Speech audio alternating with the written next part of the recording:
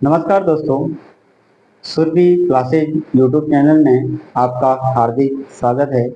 मैं हूं रामादास शर्मा। देखिए दोस्तों, हमारे कोचिंग संस्थान के बहुत सारे विद्यार्थी थे जिनकी इच्छा थी कि सर हिंदी की क्लास भी जल्द से जल्द शुरू की जाए। तो उनकी इच्छाओं को ध्यान में रखते हुए आज से हमने हिंदी की क्लास भी शुरुआत की है। देखिए दोस्तों, हमारा जो पहला टॉपिक है हमने लिया है काल, जो कि परीक्षाओं की दृष्टि से एक महत्वपूर्ण टॉपिक है।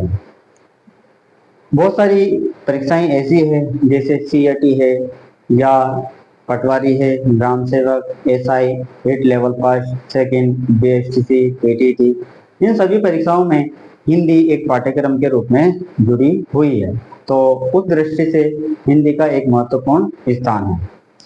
देखिए दोस्तों, यदि हम किसी भी प्रतियोगिता परीक्षा में सफलता प्राप्त करना चाहते हैं तो उसके पाठ्यक्रम से संबंधित जितने भी टॉपिक है या जितने भी भाग है उनमें बराबर हमें ध्यान देना होगा, तभी सफलता प्राप्त होती है। किसी एक ही टॉपिक को लेकर हम बैठे रहें तो उससे सफलता प्राप्त नहीं होगी। तो इस दृष्टि से सभी जितने भी पाठ्यक्रम के टॉपिक है उनका बराबर हमें अध्ययन करना चाहिए।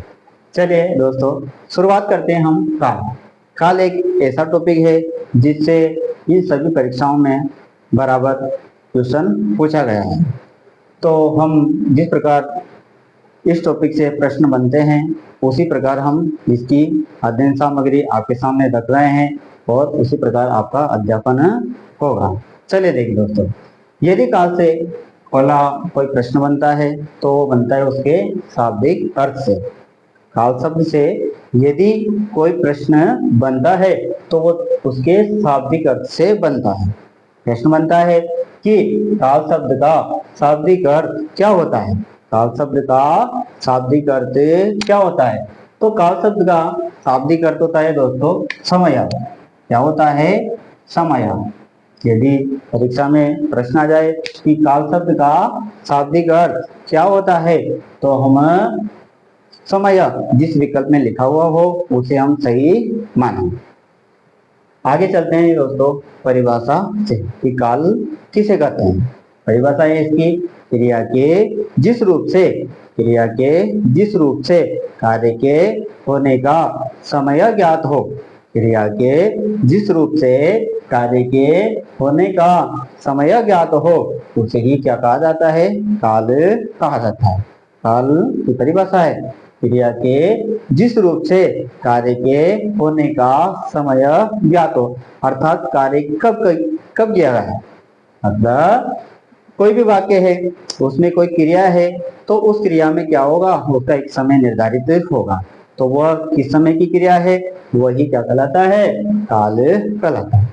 उदाहरण देखते हैं दोस्तों, राम पाठ पढ़ रहा है। पहला वाक्य लिखा हुआ है यहाँ पर राम पाठ पढ़ रहा है।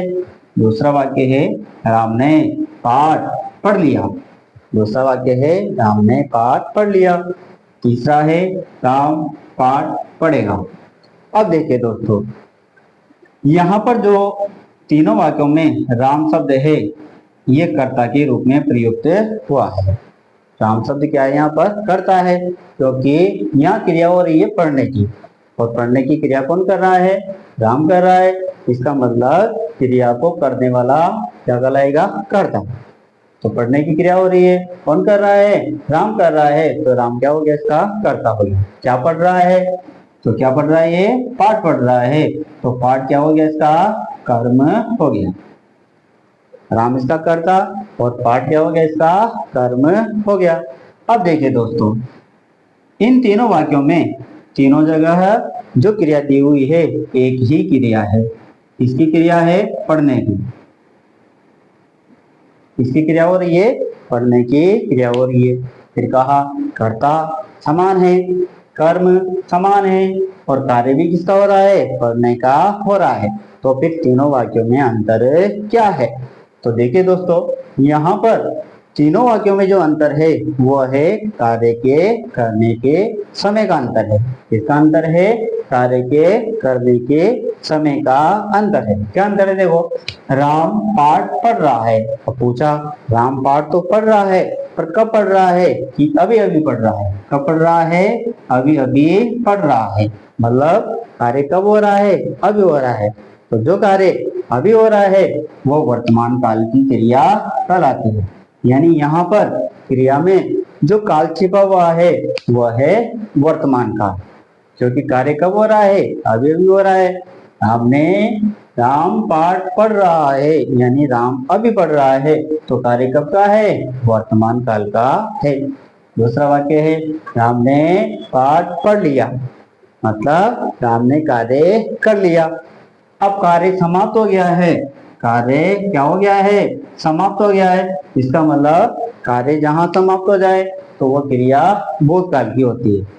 अर्थात यहाँ जो क्रिया है इसमें जो काल है वो कौन सा काल है? भूतकाल है।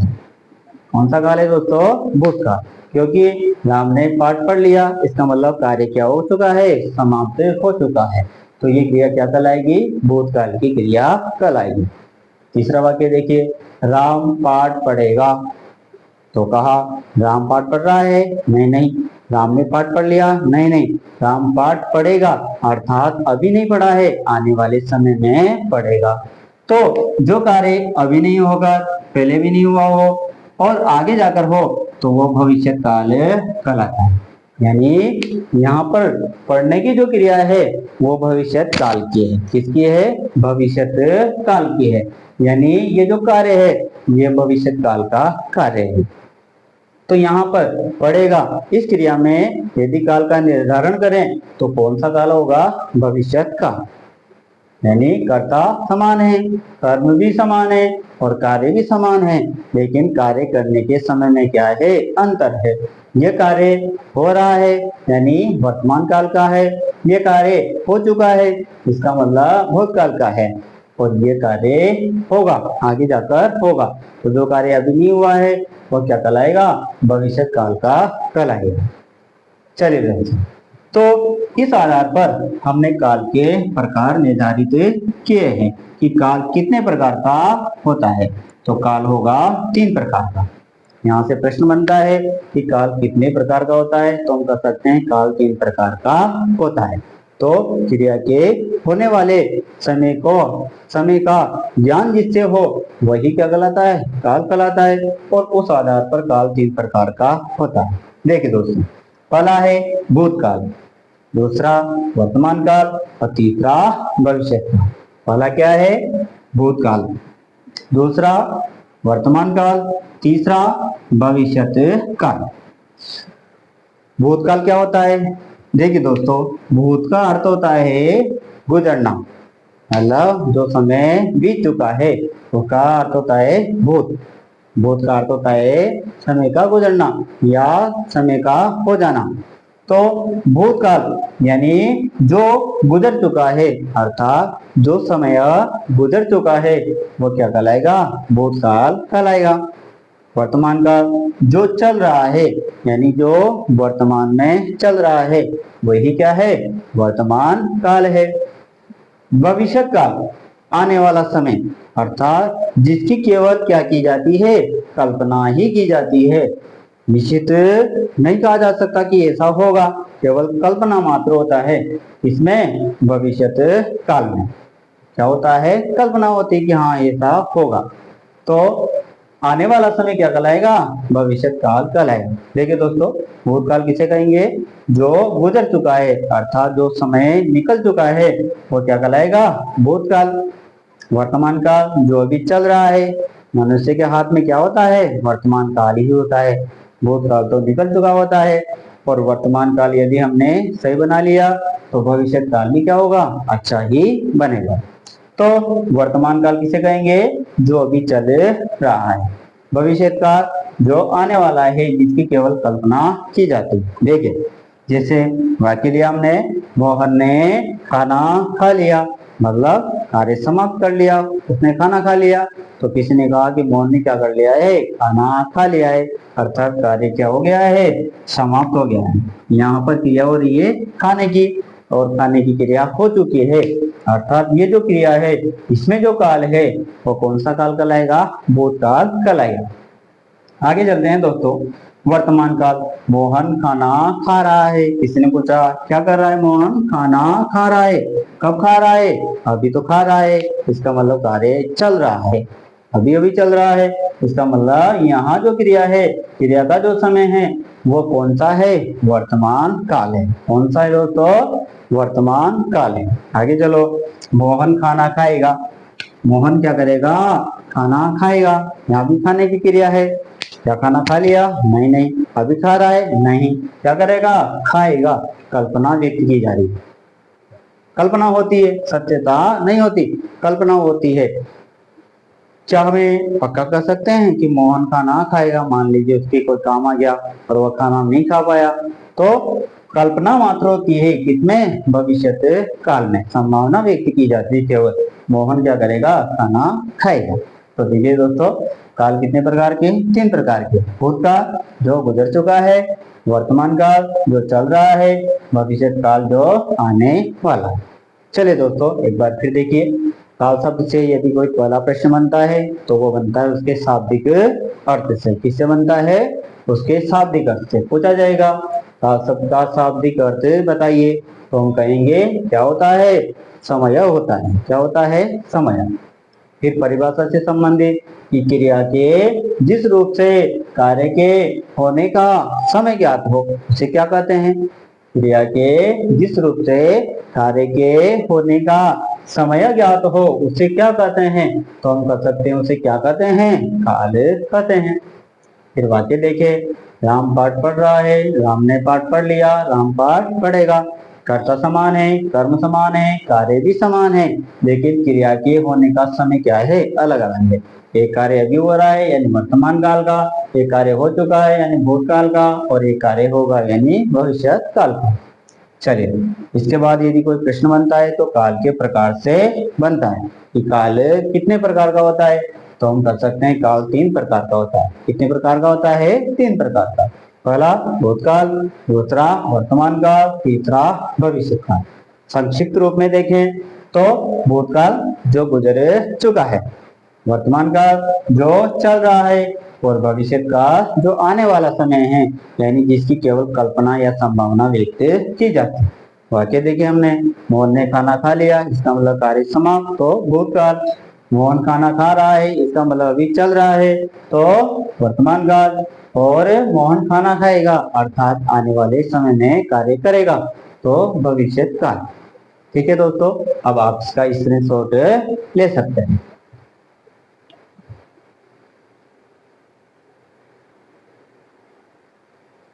हाँ तो दोस्तों, आपने उसका स्क्रीनशॉट ले लिया होगा। हम पढ़ रहे थे काल, और काल में हमने काल का शाब्दिक अर्थ जाना, फिर उसकी परिभाषा के बारे में पढ़ा, और फिर उसके प्रकार के बारे में सामान्य रूप से जाना। अब देखिए दोस्तों, हम एक एक प्रकार का विस्तृत अध्ययन करते हैं। हम लेते हैं पहला काल, कौन सा, भूतकाल। देखिए दोस्तों, प्रश्न बनेगा, क्रिया के जिस रूप से कार्य के बीते हुए समय में होने का बोध हो, समय में होने का बोध हो, उसे क्या कहा जाता है, तो हम कहेंगे उसे भूतकाल कहा जाता है। प्रश्न बने कि भूतकाल किसे कहते हैं, तो क्रिया के जिस रूप से कार्य के बीते हुए समय में, यानी जो समय गुजर चुका है, जो समय निकल चुका है, अतीत का जो समय है, उसकी क्रिया क्या कहलाएगी, भूतकाल की क्रिया कहलाएगी। यानी उस क्रिया में जो काल होगा वो भूतकाल होगा। ठीक है, तो क्रिया के जिस रूप से कार्य के बीते हुए समय में होने का बोध हो। भूतकाल के भेद देखते हैं दोस्तों। भूतकाल के भेद 6 प्रकार के माने गए हैं। वैसे तो देखिए दोस्तों, जितने भी हिंदी की पुस्तकें हैं बड़े बड़े विद्वानों की है, तो इन भूतकाल, वर्तमान काल और भविष्य काल के जो प्रकार है, भेद है, इनमें सभी गाइडों में या पुस्तकों में भेद मिलता है, अलग अलग भिन्न भिन्न भेद मिलते हैं, अलग अलग भेद मिलते हैं, किसी में 6 किसी में 5। तो यहाँ पर हमने जो भेद लिए हैं यह लगभग औसतन जिन गाइडों में ये प्रकार दिए हुए हैं तो वहां से हमने ये भेद लिए हैं। तो सामान्य रूप से अधिकांश विद्वानों ने भूतकाल के 6 भेद बताए हैं। कितने भेद बताए हैं? 6 भेद बताए हैं। पहला है सामान्य भूतकाल, दूसरा है आसन्न भूतकाल, तीसरा पूर्ण भूतकाल, चौथा अपूर्ण भूतकाल, पांचवा संदिग्ध भूतकाल और छठा हेतु हेतु मध्य भूतकाल। देखिए दोस्तों, हम प्रत्येक भेद को विस्तृत रूप से समझते हैं। पहला है सामान्य भूतकाल। सामान्य भूतकाल किसे कहते हैं? इसमें बनेगा सामान्य भूतकाल किसे कहते हैं? तो सामान्य भूतकाल की परिभाषा है कि क्रिया के जिस रूप से कार्य के बीते हुए समय में होने का बोध तो होता है। क्रिया के जिस रूप से कार्य के बीते हुए समय में होने का बोध तो होता है, लेकिन ये ज्ञात नहीं होता कि कार्य अभी अभी हुआ है या बहुत पहले हो चुका है। इसे कहेंगे, देखिए भूतकाल की क्रिया है, भूतकाल के ही क्या है? भेद है। तो जो भी परिभाषा आएगी वो भूतकाल की परिभाषा से संबंधित ही होगी। तो क्रिया के जिस रूप से कार्य के बीते हुए समय में होने का वो तो होगा, लेकिन ये ज्ञात नहीं होगा कि कार्य अभी अभी हुआ है या बहुत देर पहले हो गया। जैसे देखिए, राम घर गया, पूछा कब गया? पता नहीं, राम घर गया। ये पता है कि राम कहाँ चला गया? घर चला गया, पर यह पता नहीं कि अभी अभी गया या बहुत देर पहले चला गया। ये ज्ञात नहीं है। तो जिससे कार्य के बीते हुए समय में होने का तो बोध हो, लेकिन ये ज्ञात ना हो कि कार्य अभी अभी हुआ है या बहुत देर पहले हुआ है, क्या कहलाएगा? सामान्य भूतकाल कहलाएगा। दूसरा देखिए दोस्तों, आसन्न भूतकाल।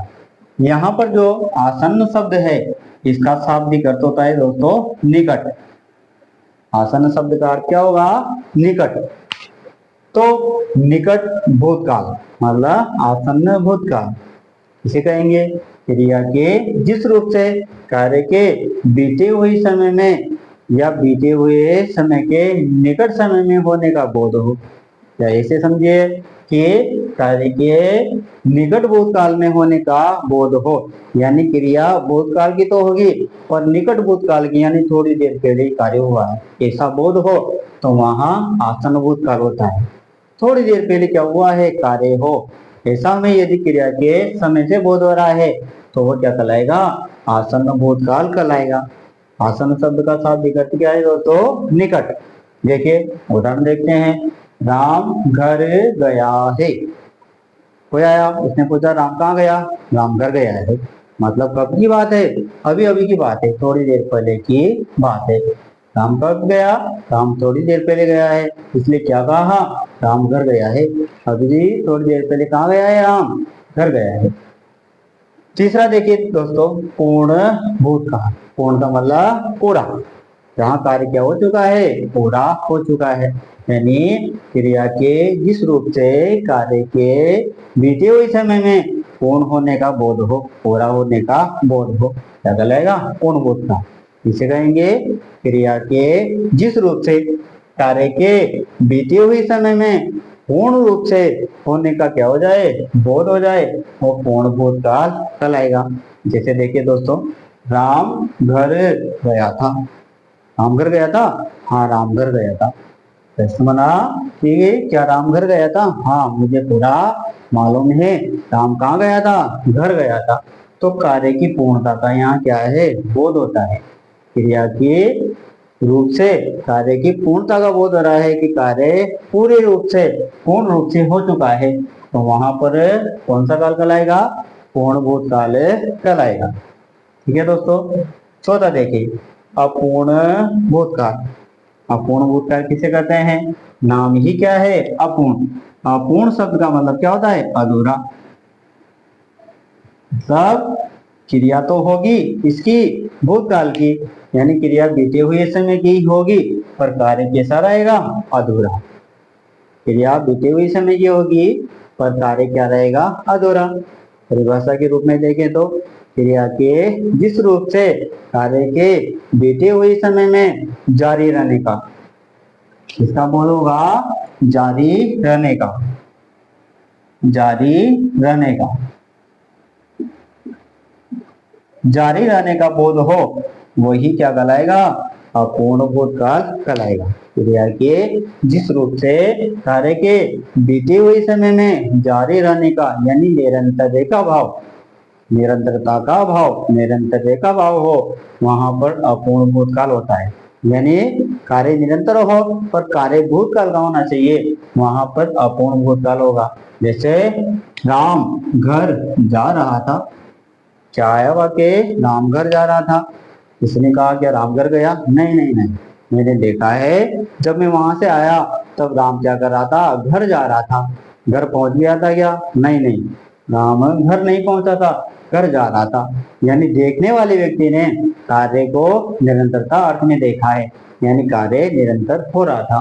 तो राम घर जा रहा था यानी राम क्या कर रहा था, उसमें घर जा रहा था, कार्य में लगा हुआ था। पांचवा वेद देखिए दोस्तों, संदिग्ध भूतकाल। संदिग्ध यानी संदेह, संदिग्ध का अर्थ क्या होगा, संदेह या आशंका। देखिए दोस्तों, संदिग्ध भूतकाल यानी क्रिया के कार्य के जिस रूप से या क्रिया के जिस रूप से कार्य के बीते हुए समय में होने में संदेह हो या आशंका हो, वहां पर संदिग्ध भूतकाल माना जाता है। यानी कार्य यह तो पता है कि कार्य भूतकाल में हुआ होगा, पर पक्का पता ना हो कि कार्य हुआ है या नहीं हुआ, तो फिर वहां पर संदिग्ध भूतकाल होता है। यानी कार्य के भूतकाल का तो पता होता है कि भूतकाल में हुआ होगा, पर यह पता ना हो कि कार्य हुआ है या नहीं। यानी कार्य के होने में संदेह होती है, संदेह होता है या आशंका होती है, वहां संदिग्ध भूतकाल होता है। परिभाषा क्या होगी, क्रिया के जिस रूप से कार्य के भूतकाल में, क्रिया के जिस रूप से कार्य के भूतकाल में होने में संदेह हो या आशंका हो, वहां संदिग्ध भूतकाल माना जाता है। जैसे देखो, राम घर गया होगा, वहां पे लिखा राम घर गया होगा। उससे पूछा क्या राम घर गया, नहीं नहीं, पक्का तो पता नहीं है, पर राम घर गया होगा, मुझे ऐसा लगता है। कहाँ गया होगा राम घर, तो उससे पूछा क्या पक्का पता है, नहीं नहीं, मुझे पक्का तो पता नहीं है, पर राम घर गया होगा। यानी कार्य के होने में क्या है, संदेह है, आशंका है। चलिए दोस्तों अगला वेद देखते हैं, हेतु, हेतु मद भूतकाल। हेतु शब्द का अर्थ क्या होता है, कारण। हेतु शब्द का शाब्दिक अर्थ क्या होता है, कारण। कारण देखो, जहां पर एक कार्य के नहीं होने का दूसरा कारण बताया जा रहा है, यानी एक कार्य के नहीं होने का कारण दूसरा कार्य बताया जा रहा हो, या एक कार्य दूसरे कार्य पर निर्भर हो, डिपेंड हो, वहां पर हेतु, हेतु मद भूतकाल होता है। कहाँ होगा, जहां पर एक कार्य के नहीं होने का कारण दूसरे कार्य को बताया जा रहा हो, या एक कार्य दूसरे कार्य पर निर्भर हो। एक कार्य का होना दूसरे कार्य पर होने में निर्भर हो, वहां हेतु, हेतु मद भूतकाल होता है।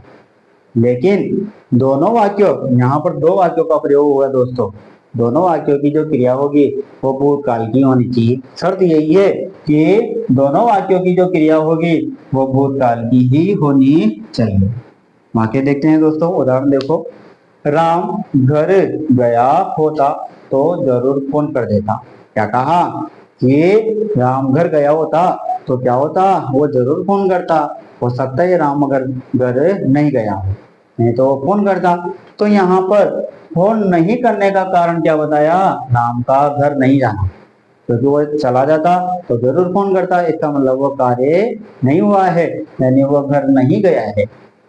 तो जहां देखो, एक वाक्य के या एक वाक्य में एक कार्य के नहीं होने का कारण दूसरे कार्य को बताया जा रहा हो, यहाँ पर फोन नहीं करने का कारण क्या बताया, राम का घर नहीं जाना है बताया, ये राम घर नहीं गया इसलिए तो उसने फोन नहीं किया। एक कार्य दूसरे कार्य पर निर्भर हो, यानी राम घर जाता तभी क्या करता, वो फोन करता। तो फोन करना किस पर निर्भर है, राम के घर जाने पर निर्भर है। दूसरी शर्त क्या है, राम घर गया होता, यानी कार्य कब का है, भूतकाल का है, तो फोन कर देता। तो ये भी कब का कार्य है, भूतकाल का है। यानी दोनों क्रियाएं किसकी है, भूतकाल की। बात कर रहा है कि राम घर गया होता तो जरूर फोन कर देता, यानी कार्य तो हो चुका है, यानी क्रिया कब की है, भूतकाल की है। फिर देखिए दोस्तों, परिभाषा, भूतकाल किसे कहते हैं, तो क्रिया की जिस रूप से कार्य के भूतकाल में यानी बीते हुए समय में या गुजरे हुए समय में होने का बोध हो, क्या कहलाएगा, भूतकाल कहलाएगा। भूतकाल के भेद देखो, पहला है सामान्य भूतकाल।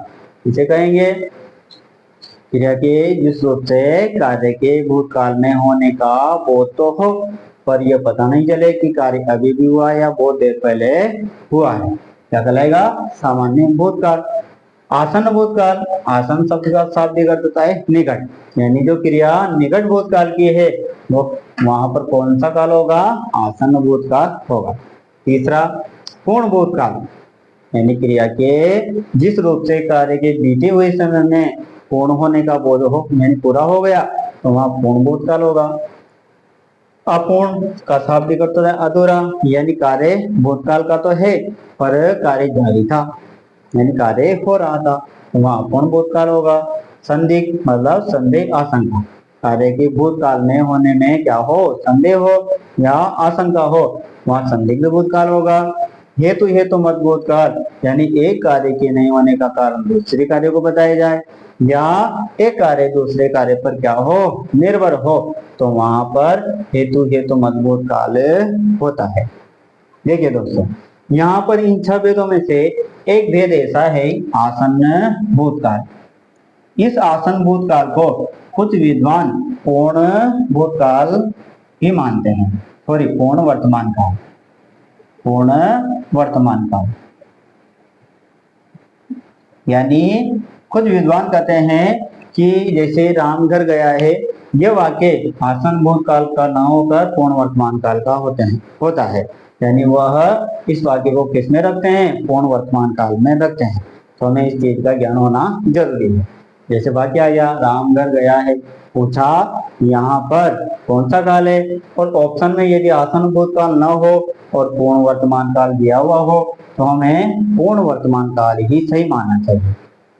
ठीक है, देखिए दोस्तों, ये हमें अर्थ के आधार पर समझा। अब कुछ इनकी पहचान भी होती है जिससे हम इन्हें पहचान सकते हैं। पहला है आसन्न भूतकाल, कैसे पहचाने, तो कहा कि यदि सामान्य भूतकाल की क्या आ रही हो, क्रिया आ रही हो, यानी भूतकालीन क्या हो, क्रिया हो, प्लस उसके साथ यदि है और है जुड़ा हुआ हो, तो वहां पर आसन्न भूतकाल होता है। यानी जैसे राम घर गया, तो राम घर गया ये वाक्य तो किसका है, सामान्य भूतकाल का, यानी भूतकालीन में, और इसमें क्या जोड़ दिया, है जोड़ दिया, जिसमें ही क्या बन गया, ये आसन्न भूतकाल बन गया। यानी सामान्य भूतकाल की क्रिया के साथ है जोड़ते ही वो किसमें परिवर्तित हो जाएगा, आसन्न भूतकाल में परिवर्तित हो जाएगा। दूसरा वाक्य देखिए, पूर्ण भूतकाल, राम घर गया था, इसकी पहचान क्या है, इसकी पहचान है, इसमें भी क्या आएगी, भूतकालीन क्रिया आएगी। क्या आएगी दोस्तों, भूतकालीन क्रिया आएगी, और उसके साथ था जुड़ा रहेगा, पुल्लिंग है तो, स्त्रीलिंग है तो थी, और बहुवचन है तो थे जुड़ा हुआ होगा। यदि भूतकालीन क्रिया के साथ था, थी, थे इनमें से कोई आ रहा हो, तो वह वहां में पूर्ण भूतकाल मानना चाहिए। तीसरा देखिए अपूर्ण भूतकाल, इसकी पहचान है कि धातु पद आएगा, क्या आएगा, धातु पद, और उस धातु पद के साथ यदि पुल्लिंग होगा करता तो रहा था, स्त्रीलिंग होगी तो रही थी, और बहुवचन होंगे तो रहे थे, ये आता है। इसकी पहचान है, धातु पद के साथ रहा था, रही थे, रहे थे। जैसे राम घर जा रहा था, अब यहाँ पर रहा था आ गया, और यहाँ पर आगे जो जा है ये धातु पद है या नहीं है, ये देखने के लिए हम क्या करेंगे, धातु पद की पहचान करने के लिए किसी भी शब्दांश में ना जोड़ दो। जैसे जा में ना जोड़ा, जाना, यानी एक क्रिया बन गई, प्रदंत क्रिया बन गई। इसका मतलब ये जा क्या है, धातु पद है। अगला वाक्य देखो, राम घर गया होगा, इसकी पहचान क्या है, यानी संदिग्ध भूतकाल की पहचान क्या है, कैसे पहचानेंगे? तो सीधी सी बात है, यहाँ पर भी क्या आएगी, भूतकालीन क्रिया आएगी। क्या आएगी दोस्तों? भूतकालीन क्रिया। और उस भूतकालीन क्रिया के साथ यदि पुल्लिंग होगा करता तो होगा, स्त्रीलिंग में होगी और बहुवचन में होंगी, ये आता है। भूतकालीन क्रिया के साथ क्या होगा, होगा, होगी, होंगे, ये जुड़े होते हैं, तो वहां पर संदिग्ध भूतकाल माना जाता है। जैसे राम घर गया, भूतकाल की क्रिया है गया, लेकिन इसके साथ क्या जोड़ दिया, होगा, तो ये किसमें परिवर्तित हो गया, संदिग्ध भूतकाल। हेतु मत भूतकाल, इसकी एक ही ट्रिक है दोस्तों। इनमें ऐसे वाक्य होते हैं जिनमें ऐसा महसूस होता है, ऐसा होता तो ऐसा होता, ऐसा होता, ऐसा होता तो ऐसा होता। मतलब राम घर गया होता तो जरूर फोन आता या फोन कर देता। यदि बारिश अच्छी होती तो फसल भी अच्छी होती। तो ऐसा होता तो ऐसा होता, यही इसकी क्या है, एक ट्रिक है दोस्तों। क्या है? ट्रिक। जहां पर ऐसा भाव नजर आ रहा हो वहां पर क्या माना जाता है, हेतु मजबूत काल माना जाता है। ठीक है दोस्तों, भूतकाल, इसकी परिभाषा पढ़ी, भूतकाल के भेद पढ़े कि 6 प्रकार के होते हैं, फिर इनके प्रकारों को हमने विस्तृत रूप से जाना। फिर उसके बाद में हमने पहचान लिखी कि यदि हमें उस वाक्य से भाव समझ में नहीं आ रहा तो फिर आप उसकी पहचान के आधार पर निर्णय ले सकते हो कि उस वाक्य में किस काल का प्रयोग हो रहा है। अधिकांशतः दोस्तों पहचान के आधार पर, यदि वैसे तो हमने जाना कि यदि यहाँ पर भाव समझ में आ जाए तो अच्छी बात है, नहीं तो फिर पहचान हो। लेकिन अधिकांश प्रतियोगिता परीक्षाओं में जो प्रश्न पूछे जाते हैं उनमें पहचान सूचक जो शब्द है उनका बहुत कम प्रयोग होता है। वहां आप अर्थ के आधार पर ही पहचानो तो ज्यादा बेहतर होता है।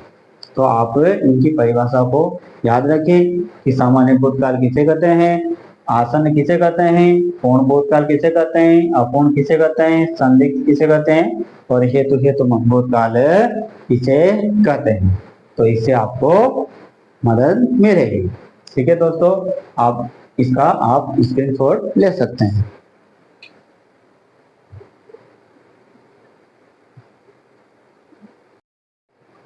हाँ तो दोस्तों, आपने भूतकाल का जो हमने वेद पढ़ा, उसके जो वेद थे उसमें हमने विस्तृत अध्ययन किया, उसका आपने स्क्रीनशॉट ले लिया होगा। अब हम आगे बढ़ते हैं दोस्तों। अगला पढ़ते हैं हम दूसरा वर्तमान काल। हमने पढ़ा था काल 3 प्रकार के होते हैं, पहला भूतकाल, दूसरा वर्तमान काल, तीसरा भविष्य काल। अब हम एक एक करके पढ़ रहे हैं। इससे पहले हमने भूतकाल के भेद जाने, भूतकाल का अर्थ जाना, उसकी परिभाषा को पढ़ा। अब पढ़ते हैं वर्तमान काल। वर्तमान काल किसे कहते हैं, परिभाषा देखते हैं दोस्तों। वर्तमान काल किसे कहते हैं? क्रिया के जिस रूप से कार्य के वर्तमान काल में होने का बोध होता है, यानी जो क्रिया हो रही है उस क्रिया से वह किस समय हो रही है, यदि उस समय से वर्तमान काल का यदि बोध हो रहा है तो उसे हम वर्तमान काल की क्रिया कहेंगे। यानी वहां यदि काल पूछा जाए तो हम कहेंगे कि यहाँ वर्तमान काल है। क्रिया के जिस रूप से कार्य के वर्तमान काल में होने का बोध हो तो वहां पर हम वर्तमान काल मानते हैं। वर्तमान काल के भेद पूछे दोस्तों तो वर्तमान काल के भेद 5 हैं। वैसे तो परीक्षाओं में ये प्रश्न नहीं बनने का चांस रहता है। क्यों? क्योंकि इसके भेद जो है वर्तमान काल के लिए, या आप भविष्य काल का भेद ले लो, वर्तमान काल के भेद या भविष्य काल के भेद ले लो, दोनों में बड़ा मतभेद है। सभी विद्वानों ने अलग अलग भेद बताए हैं, किसी ने 4 बताए हैं तो किसी ने 5। ऐसे ही जो हमारा भविष्य काल आगे आएगा उसमें भी सभी विद्वानों ने अलग अलग भेद बताए हैं। तो बड़े संशय की स्थिति रहती है। तो औसतन जो भेद बताए हैं उस आधार पे हमने यहाँ पर वर्तमान काल के भेद 5 माने हैं।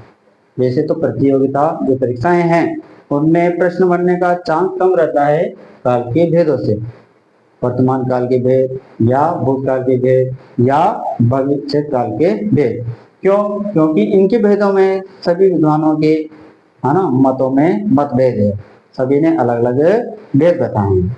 चलिए दोस्तों, हम औसतन भेद लेते हैं इसके 5, उसके आधार पर ही पढ़ते हैं। पहला है सामान्य वर्तमान काल। सामान्य वर्तमान काल किसे कहते हैं? पहला प्रश्न ये बनता है कि सामान्य वर्तमान काल किसे कहते हैं। तो देखिए दोस्तों, क्रिया के जिस रूप से कार्य के वर्तमान काल में होने का बोध होता है, क्रिया के जिस रूप से कार्य के वर्तमान काल में होने का बोध तो होता है, पर यह ज्ञात नहीं होता कि कार्य पूर्ण हुआ है या अधूरा है।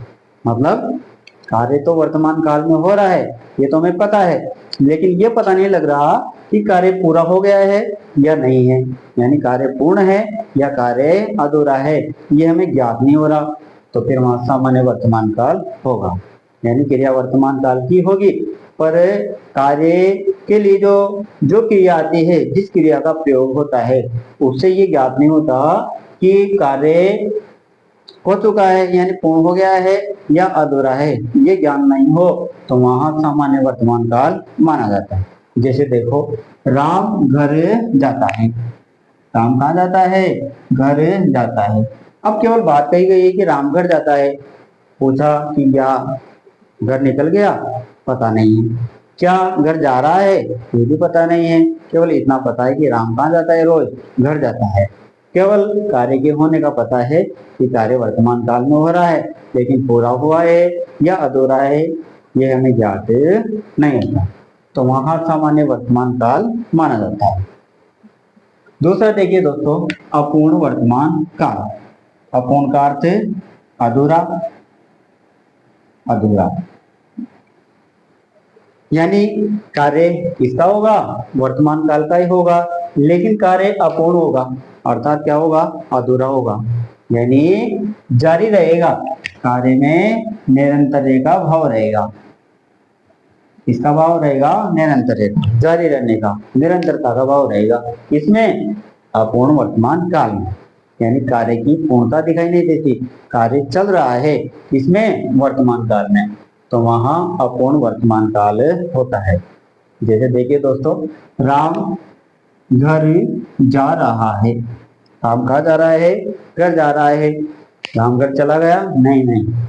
क्या कर रहा है राम? घर जा रहा है, मतलब जाने की क्रिया हो रही है, निरंतर हो रही है, यानी क्रिया रुकी नहीं है, अभी क्रिया चल रही है, क्रिया में क्या है? निरंतरता है। तो वहां कौन सा काल होगा? अपूर्ण वर्तमान काल, यानी कार्य क्या है? अधूरा है, यहाँ पर कार्य में निरंतरता है। तो अपूर्ण वर्तमान काल जहाँ क्रिया वर्तमान काल की होती है लेकिन कार्य में क्या होती है? निरंतरता होती है, वहां अपूर्ण वर्तमान काल माना जाता है।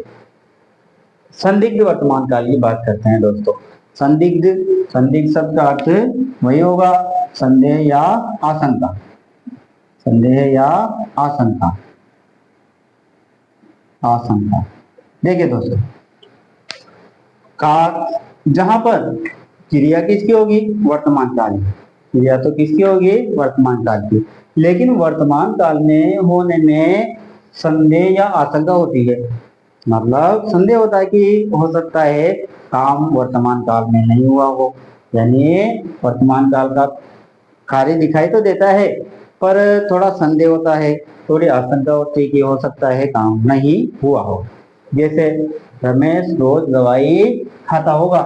अब जैसे रमेश को देखा कि रमेश क्या हो चुका है? बिल्कुल कमजोर हो गया, बिल्कुल कमजोर। तो लोग कह रहे हैं कि ये कमजोर क्यों हुआ? हो सकता है ये रोज क्या खाता होगा? दवाई खाता होगा, तो दवाइयों से क्या हो गया? ये कमजोर हो गया है। तो किसी ने पूछा क्या वो दवाइयों से कमजोर हुआ है? नहीं नहीं, पूरा पक्का पता नहीं है, केवल क्या है? संदेह है या आशंका है कि हो सकता है रमेश रोज क्या खाता होगा? दवाई खाता होगा। तो जहां कार्य तो वर्तमान काल का होता है, लेकिन कार्य के होने या न होने में क्या हो, संदेह या आशंका हो, वहां संदिग्ध वर्तमान काल माना जाता है। आगे चलते हैं दोस्तों। अगला है संभाव्य वर्तमान काल। नाम से ही पता चल रहा है संभाव्य मतलब संभावना हो। क्या हो दोस्तों, संभावना। यानी कार्य कब का है, वर्तमान काल का है, लेकिन कार्य के वर्तमान काल की केवल संभावना प्रकट की जा रही हो कि हो सकता है कार्य हुआ हो वर्तमान काल में, तो वहां पर संभाव्य वर्तमान काल माना जाता है। यानी क्रिया के वर्तमान काल में होने की संभावना प्रकट की जा रही है, तो वहां संभाव्य वर्तमान काल माना जाता है। जैसे पिताजी खाना खा रहे होंगे, संभावना प्रकट की जा रही है कि क्या कर रहे होंगे, इस समय पिताजी खाना खा रहे होंगे, मतलब संभावना है कि पिताजी क्या कर रहे होंगे, खाना खा रहे होंगे। ऐसी क्या प्रकट की जा रही है, संभावना। तो वहां पर संभाव्य वर्तमान काल माना जाता है जहाँ संभावना प्रकट की जाती है। तो इस वाक्य में कौन सा काल है, संभाव्य वर्तमान काल है। आगे चलते हैं दोस्तों। आज्ञार्थक वर्तमान काल। नाम से ही पता चल रहा है, आज्ञा, आज्ञा मीन्स आदेश, यानी कार्य वर्तमान काल का हो या वर्तमान काल में आज्ञा देने या आदेश देने का भाव प्रकट हो रहा हो, तो वहां पर आज्ञार्थक वर्तमान काल कहलाता है। जैसे तुम घर जाओ, सामने खड़ा है, वर्तमान काल की बात है, उससे कहा कि तुम कहाँ जाओ, घर जाओ, चलो तुम पढ़ो। शिक्षक कर रहा है छात्र से, चलो तुम पाठ पढ़ो, तो क्या कर रहा है शिक्षक, आज्ञा दे रहा है। तो जहां पर आज्ञा देने का भाव प्रकट होता है, वहां पर आज्ञार्थक वर्तमान काल होता है। जैसे तुम घर जाओ, तो यहाँ दोस्तों आज्ञार्थक वर्तमान काल होगा, मतलब जहां पर आज्ञा दी जाए। अब देखिए दोस्तों, इन जो वर्तमान काल के भेद है, इनकी कुछ पहचान भी होती है, जिसके आधार पर हम पहचान सकते हैं कि कहाँ पर सामान्य होगा, अपूर्ण वर्तमान काल होगा, कहाँ संदिग्ध होगा या अन्य भेद होगा। देखिए सामान्य वर्तमान काल में क्या होता है दोस्तों, जो धातु पद आएगा, यदि धातु पद के साथ ता है, यह नहीं हो ती है स्त्रीलिंग के लिए, या बहुवचन हो तो ते है, यह हो या है के स्थान पर हो या हूं भी आ सकता है। जैसे स्वयं के लिए प्रयुक्त हो, मैं घर जाता हूँ, तो है के स्थान पर हो आएगा, और तुम घर जाते हो तो है के स्थान पर हो आएगा। बाकी धातु पद के साथ ताहे तीहे तेहे ये जुड़ा हुआ हो, तो वहां पर सामान्य वर्तमान काल होता है। जैसे राम घर जाता है, अब यहाँ पर क्या आ रहा है, जा, जा क्या है, एक धातु है। किसी भी धातु की पहचान कैसे करेंगे दोस्तों, धातु पद है या नहीं है, तो उसमें ना जोड़ के देख लो। जैसे जा में क्या जोड़ा, ना, क्या बनेगा, जाना। पी में ना जोड़ के देख लो, पीना। खा में ना जोड़ के देख लो, खाना।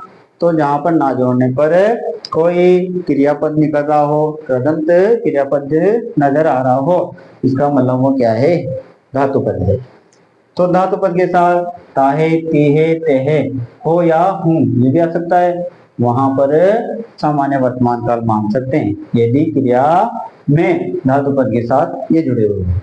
दूसरा देखो अपूर्ण वर्तमान काल। देखिए दोस्तों, इसमें भी क्या होता है, धातु पद के साथ रहा है, यदि स्त्रीलिंग है, नहीं है, और बहुवचन है तो रहे हैं। यानी रहा है पुल्लिंग, रही है स्त्रीलिंग, और रहे हैं बहुवचन के लिए आता है। जैसे राम जा रहा है, सीता जा रही है, ये सब जा रहे हैं। इसके बाद संदिग्ध वर्तमान काल लीजिए, इसमें जो धातु पद होगा, उस धातु पद के साथ या तो क्या आएगा, ता होगा, या ती होगी, या ते होंगे। मतलब पुल्लिंग होगा तो ता होगा। जैसे रमेश रोज दवाई खाता होगा, सीता रोज दवाई खाती होगी, या वे सब दवाई खाते होंगे। संभाव्य वर्तमान काल की बात कीजिए, इसमें धातु पद इस धातु पद के साथ रहा होगा, यदि इसे लेंगे तो नहीं होगी, और बहुवचन होगा तो रहे होंगे, रहे होंगे, इसका प्रयोग होता है। आज्ञार्थक वर्तमान काल जो है इसकी कोई पहचान नहीं होती दोस्तों। इसको तो हम सीधा सा है कि यदि वर्तमान काल में आज्ञा दी जा रही है या आदेश दिया जा रहा है तो वहां पर आज्ञार्थक वर्तमान काल ही होगा। एक बार फिर देखिए दोस्तों, हमने वर्तमान काल पढ़ रहे थे, उसके भेद पढ़ रहे थे। तो सामान्य वर्तमान काल यानी क्रिया क्या है, वर्तमान काल की है, पर कार्य पूर्ण है या अपूर्ण है ये ज्ञात नहीं हो तो सामान्य वर्तमान काल। अपूर्ण वर्तमान काल यानी क्रिया वर्तमान काल की है और वर्तमान काल में कार्य जारी रहने का भाव प्रकट हो, क्रिया से पता लग रहा है कि कार्य भी जारी है, कार्य में निरंतरता है, तो अपूर्ण वर्तमान काल। एक और बात दोस्तों, ये जो अपूर्ण वर्तमान काल है इसे तात्कालिक वर्तमान काल भी कहते हैं। ध्यान रखिएगा दोस्तों, इसे क्या कहा जाता है, तात्कालिक वर्तमान काल। जैसे कोई प्रश्न आया, राम घर जा रहा है, विकल्प आ गया, ए विकल्प सामान्य वर्तमान काल, बी दे दिया संदिग्ध वर्तमान काल, सी दे दिया तात्कालिक वर्तमान काल और डी दे दिया संभाव्य वर्तमान काल। अब हम संक्षेप में पढ़ जाते हैं, यहाँ तो अपूर्ण वर्तमान काल है ही नहीं, तो ध्यान रखिएगा इसका दूसरा नाम क्या है, तात्कालिक वर्तमान काल। यदि ऑप्शन में यह नहीं हो और तात्कालिक वर्तमान काल दिया हुआ हो तो इसको सही मानना चाहिए। ठीक है दोस्तों, संदिग्ध वर्तमान काल क्रिया वर्तमान काल की हो लेकिन क्रिया के वर्तमान काल में होने या नहीं होने में क्या हो, संदेह या आशंका हो तो संदिग्ध वर्तमान काल होगा। संभाव्य वर्तमान काल क्रिया की वर्तमान काल में क्रिया का जो कार्य है उससे वर्तमान काल में कार्य की होने की केवल संभावना प्रकट की जा रही हो, वह संभाव्य वर्तमान काल होता है। आज्ञार्थक वर्तमान काल यानी जहां पर क्रिया तो वर्तमान काल की हो लेकिन क्रिया से आज्ञा देने या आदेश देने का भाव प्रकट हो, वहां पर आज्ञार्थक वर्तमान काल होता है। तो देखिए दोस्तों, एक बार फिर हम पढ़ रहे थे वर्तमान काल, परिभाषा पढ़ी हमने कि क्रिया के जिस रूप से कार्य के वर्तमान काल में होने का बोध होता है तो क्या कहलाएगा, वर्तमान काल कहलाएगा। फिर क्रिया के वर्तमान काल के हमने क्या पढ़े, भेद पढ़े कि भेद कितने हैं, 5। इन 5 का नाम लिखा, इनके उदाहरण देखे और कुछ पहचान भी देखे। देखिए दोस्तों, पहचान के संदर्भ में बता दूं कि अधिकांश प्रतियोगिता परीक्षाओं में जो प्रश्न आते हैं वहां पर ऐसे अधिक प्रश्न होते हैं जहां पर हम पहचान से उस वाक्य को पहचान नहीं पाते कि वहां पर कौन सा काल है। तो वहां पर हमें इन वाक्यों का, ये जो काल है इनके जो वाक्य है उनका आप अर्थ के आधार पर ही पहचान करें। यदि पहचान आ जाए तो बढ़िया बात है, अच्छी बात है, उससे पहचान लोगे। लेकिन यदि पहचान नहीं आए तो फिर इनका अर्थ आप समझेगा, यानी इनकी परिभाषा याद रखिएगा कि किसे सामान्य कहते हैं, सामान्य वर्तमान काल कहते हैं, अपूर्ण वर्तमान काल किसे कहते हैं, संदिग्ध वर्तमान काल किसे कहते हैं, संभाव्य वर्तमान काल किसे कहते हैं, या आज्ञार्थक वर्तमान काल किसे कहते हैं। ये जानकारी हमें होनी चाहिए, तो फिर हमारा जो प्रश्न आएगा वो 100% क्या होगा, सही होगा। ठीक है दोस्तों, अब आप इसका स्क्रीनशॉट ले लीजिए। हाँ तो दोस्तों, आपने स्क्रीनशॉट ले लिया होगा। अभी हमने पढ़ा वर्तमान काल, उसकी परिभाषा पढ़ी और उसके बाद में उसके वेदों के बारे में विस्तार रूप से जाना। चलिए दोस्तों, अब शुरू करते हैं तीसरा भेद, भविष्यत काल। जैसे कि हमने भूतकाल और वर्तमान काल में उसकी परिभाषा पढ़ी, वैसे ही भविष्य काल में भी इसकी क्या एक परिभाषा है। भविष्य काल किसे कहते हैं? क्रिया के जिस रूप से कार्य के आने वाले समय में होने का बोध हो। भविष्य काल किसे कहेंगे? क्रिया के जिस रूप से कार्य के आने वाले समय में होने का बोध होता है उसे भविष्य काल कहा जाता है। यानी जो समय आने वाला है उसमें यदि कार्य हो रहा है तो वहां की जो क्रिया होगी या उस क्रिया में जो काल होगा वह भविष्य काल होगा। ये इसकी परिभाषा है दोस्तों। अब भविष्य काल के भेदों के बारे में हम चर्चा करते हैं। वैसे तो मैंने आपको अभी बताया कि वर्तमान काल, भूतकाल और भविष्य काल, इनके भेदों में सभी विद्वानों के मतों में भिन्नता है। सभी ने अलग अलग भेद बताए, किसी ने 3, किसी ने 4। लेकिन जो सर्वमान्य यानी अधिकांश औसतन जिन किताबों में एक जैसे भेद मिले या जो प्रमाणिक किताबें हैं उनके आधार पर हमने जो भविष्य काल है इसके भेद 3 प्रकार के किए हैं। भविष्य काल के जो भेद है वह 3 प्रकार के बताए हैं। पहला सामान्य भविष्य काल, दूसरा संभाव्य भविष्य काल, तीसरा आज्ञार्थक भविष्य काल। चलिए दोस्तों, देखिए दोस्तों, अब हम इसकी विस्तृत रूप से जानकारी लेते हैं। पहला है सामान्य भविष्य काल। तो सामान्य भविष्य काल किसे कहते हैं? तो देखिए दोस्तों, सामान्य भविष्य काल कहेंगे क्रिया के जिस रूप से कार्य के आने वाले समय में सामान्य रूप से होने का बोध होता है। किसे कहेंगे?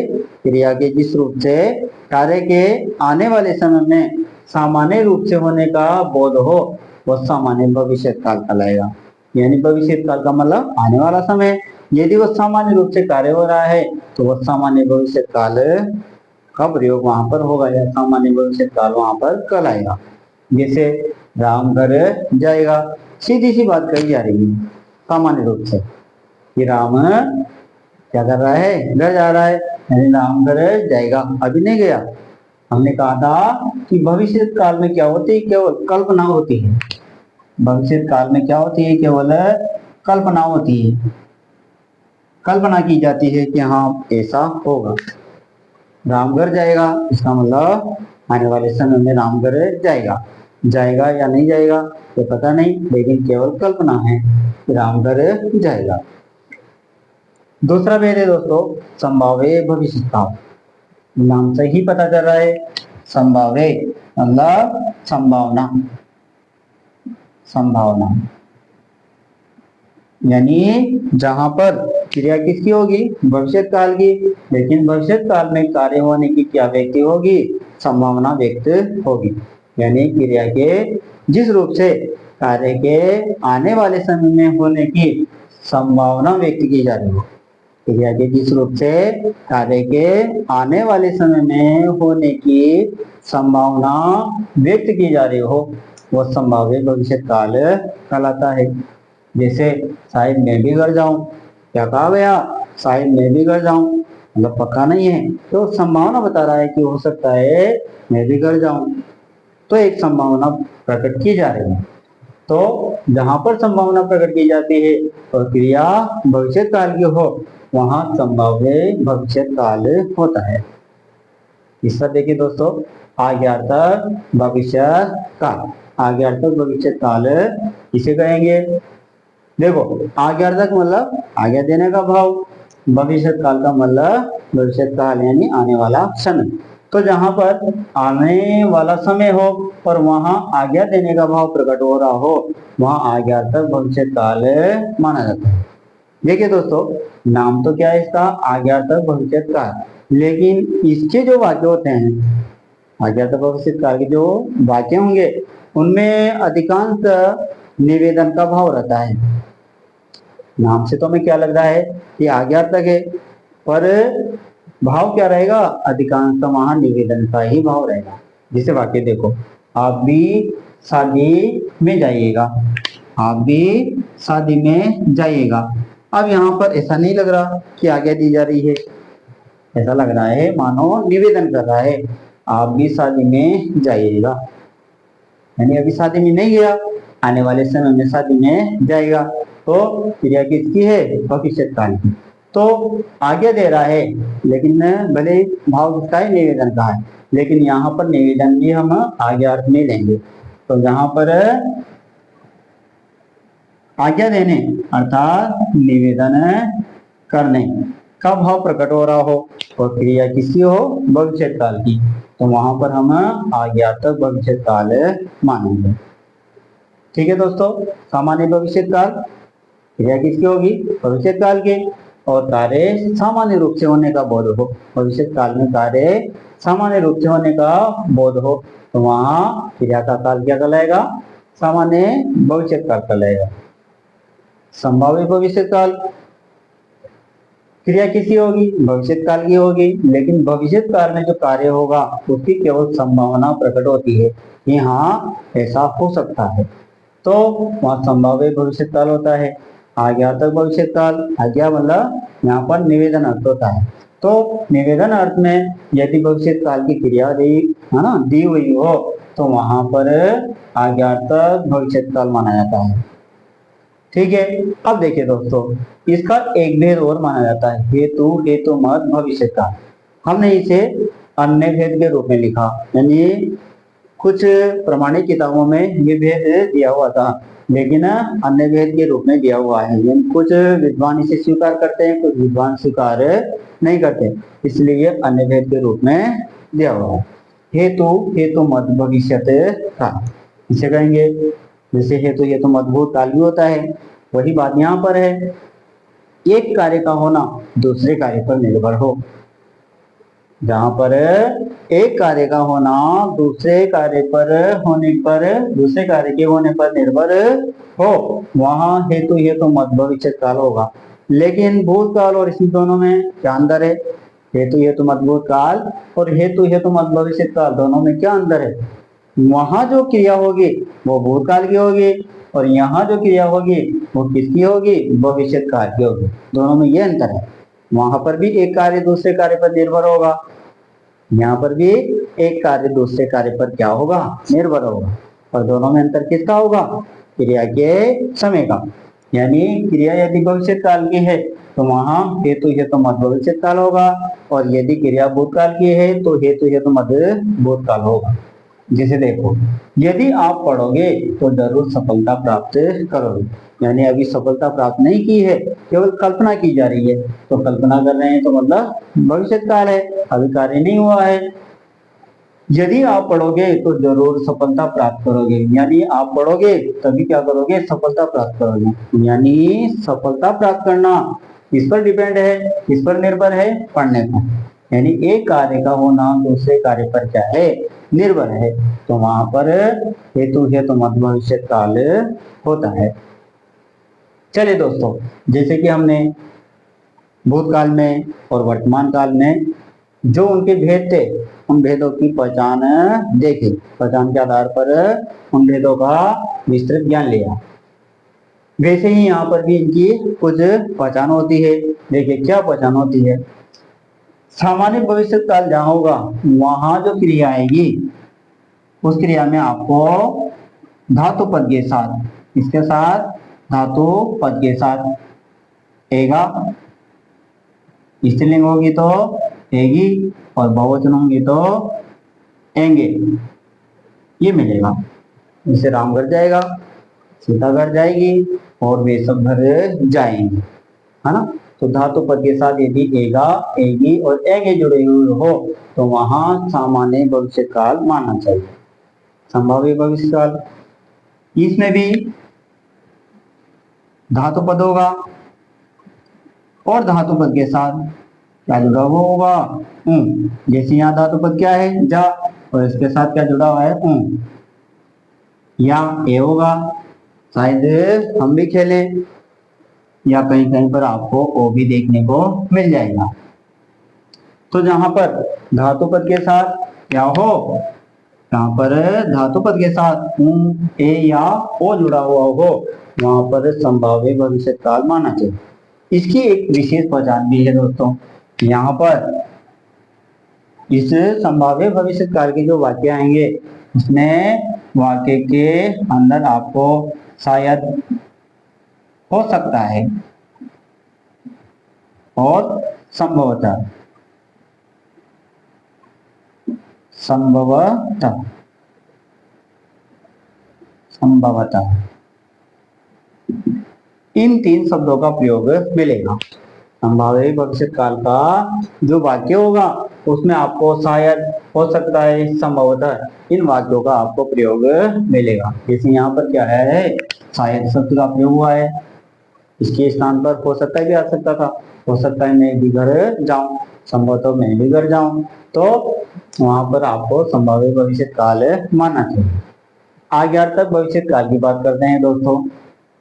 आज्ञार्थक भविष्य काल में धातु पद के साथ ईएगा, ईएगा ये जुड़ा हुआ होगा। क्या होगा? धातु पद के साथ ईएगा, चाहे वहां पर कर्ता स्त्रीलिंग का हो चाहे पुल्लिंग का हो, ईएगा शब्द का ही, शब्दांश का ही वहां पर आपको प्रयोग मिलेगा, यानी धातु पद के साथ ईएगा। क्योंकि जो संबोधन होगा, जिसको हम संबोधित कर रहे हैं, वो आदर सूचक शब्द होगा, तो इस कारण से वहां पर आपको ईएगा ही मिलेगा। जैसे आप भी शादी में जा प्लस ईएगा, धातु धातु पद है और ईएगा शब्दांश हमने जोड़ दिया, तो ये इसकी क्या है दोस्तों? पहचान है। हेतु या तो मत भविष्य काल, इसकी कोई पहचान नहीं है। यहाँ तो आपको पहचानना पड़ेगा कि जब एक कार्य दूसरे कार्य पर निर्भर हो और दोनों क्रियाएं हैं यदि भविष्य काल की हो, तो वहां पर हेतु मत भविष्य काल माना जाता है। ठीक है दोस्तों, एक बार फिर देखो, हम तीसरा वेद पढ़ रहे थे, काल का। कौन सा काल? भविष्य काल, जिसमें कल्पना मात्र होती है। परिभाषा किसे कहेंगे? भविष्य काल किसे कहेंगे? क्रिया के जिस रूप से कार्य के आने वाले समय में होने का बोध हो, वो क्या कहलाएगा? भविष्य काल कहलाएगा। इसके बाद भविष्य काल के भेद। भविष्य काल के भेद 3 माने गए हैं: सामान्य भविष्य काल, संभावित भविष्य काल, आज्ञार्थक भविष्य काल। फिर इनको हमने उदाहरणों से समझा, इनकी परिभाषाओं से समझा और फिर इनकी पहचान को जाना। इसके बाद इसका एक अन्य भेद और माना गया है, हेतु मत भविष्य काल। देखिए दोस्तों, जो प्रतियोगिताएं परीक्षाएं हैं उनकी दृष्टि से ये जो काल टॉपिक है ये अत्यंत महत्वपूर्ण है। तो आप इसको गहराई से देखिएगा और जिस प्रकार आपको विस्तृत अध्यापन करवाया, हमने काल के बारे में परिचर्चा की, तो मुझे विश्वास है कि आपको इससे काल टॉपिक को समझने में मदद मिलेगी। संभवतः आपको आज का ये वीडियो अच्छा लगा होगा। आप अब इसका स्क्रीनशॉट ले सकते हैं।